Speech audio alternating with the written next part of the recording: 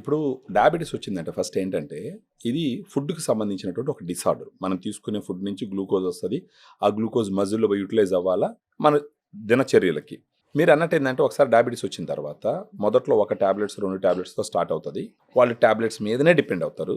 అలా గడిచే కొద్దీ ఏమవుతుందంటే ఒక పీరియడ్ ఆఫ్ టైం వాళ్ళకి మజిల్ లాస్ స్టార్ట్ అవుతుంది. దాన్ని సార్కోపీనియా అంటారు, లేదా ప్రోగ్రెసివ్ మజిల్ లాస్ అంటారు. డయాబెటీస్ ఉన్నప్పుడు శరీరాన్ని క్షీణింపజేస్తుంది, తినేస్తుంది అది.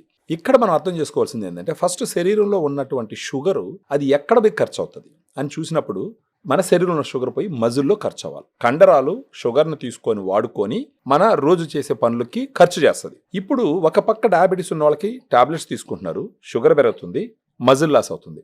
ఈ మజిల్ లాస్ అయినప్పుడు ఈ షుగర్ పోయి ఎక్కడ ఖర్చు అవ్వాలా? సో ఫస్ట్ డయాబెటీస్ వచ్చిన వాళ్ళు గుర్తించాల్సిన విషయం ఏంటంటే న్యాచురల్గానే ఈ షుగర్ తను బాడీ ఖర్చు పెట్టుకునే విధంగా చూడాలి. దానికి ప్రోటీన్ని ఫస్ట్ పారామీటర్గా తీసుకోవాలి. ఈ డయాబెటీస్ వచ్చిన వాళ్ళు తీసుకోవాల్సిన ఫుడ్ సీక్వెన్స్ ఏంటంటే ఫస్ట్ ప్రోటీన్ కన్సిడర్ చేయాలి, ఆ తర్వాత కార్బోహైడ్రేట్స్, ప్రోటీను, డైటరీ ఫైబరు, ఆ తర్వాత కార్బోహైడ్రేట్స్, ఫ్యాట్స్ ఈ క్రమంలో తీసుకోవాలి. ఇప్పుడు డయాగ్రామ్ ఏ విధంగా ఉపయోగపడుతుందంటే దాంట్లో 5 సోర్సెస్ ఆఫ్ ప్రోటీన్ ఉంటుంది. అది కాకుండా 100 గ్రామ్ పౌడర్కి 24 గ్రామ్స్ ప్రోటీన్ ఉంటుంది. ఈ ప్రోటీన్ ఫస్ట్ ఏం చేస్తుందంటే ఉదయాన్నే ఒకసారి బిఫోర్ బ్రేక్ఫాస్ట్ తీసుకోవాలా, ఈవినింగ్ ఒకసారి తీసుకోవాలా.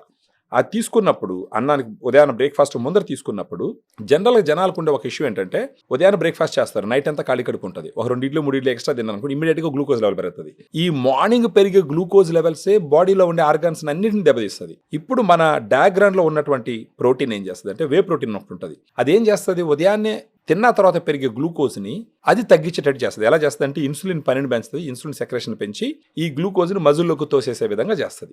ఆ విధంగా పోస్ట్ ప్రాండియల్ గ్లూకోజ్ స్పైక్స్ పెరగకుండా ఉపయోగపడుతుంది. నెక్స్ట్ ఈ ప్రోటీన్ కడుపులో ఉండిందంటే ప్రోటీన్ గబక్కన డైజెస్ట్ అవ్వదు, దానికి కొంత టైం పడుతుంది, హార్డ్ మాలిక్యూల్ అది. సో ఈ విధంగా ఏం చేస్తుంది అంటే ఒక పక్క మజిల్ను కూడా పెంచుతుంది, ప్రోటీన్ కాబట్టి మజిల్ సింథసిస్ని కూడా పెరుగుతుంది. మజిల్ సింథసిస్ పెంచుతుంది, ఇమ్మీడియట్గా గ్లూకోజ్ పెరగకుండా కంట్రోల్ చేస్తుంది, ఎనర్జీని మెయింటైన్ చేస్తుంది, అన్నం ఎలాగంటే అలా తినకుండా కాపాడుతుంది. వీటన్నిటి ఫ్యాక్టర్స్ వల్ల దీంతో పాటు డైటరీ ఫైబర్ ఉంటుంది, ఐనోసిటాలు, తర్వాత ఎల్కానిటిన్, టారిన్, వైటమిన్స్, మినరల్స్ ఇవన్నీ కలిసి ఉంటాయి. సో ఇది ఏం చేస్తుంది అంటే మన బాడీకి న్యాచురల్గా షుగర్ని ఎదుర్కొనేటటువంటి ఒక శక్తిని ఇస్తుంది.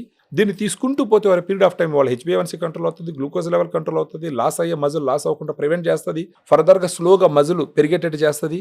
ఓవర్ పీరియడ్ ఆఫ్ టైము డాక్టర్లను కలిసినప్పుడు వీళ్ళకి గ్లూకోజ్ లెవెల్స్ కంట్రోల్లో ఉంటే డాక్టర్ని రిక్వెస్ట్ చేయొచ్చు, సార్ నా గ్లూకోజ్ లెవెల్స్ కొంచెం కంట్రోల్ ఉన్నాయి, నెంబర్ ఆఫ్ టాబ్లెట్స్ కానీ డోసెస్ కానీ తగ్గించని అడగచ్చు.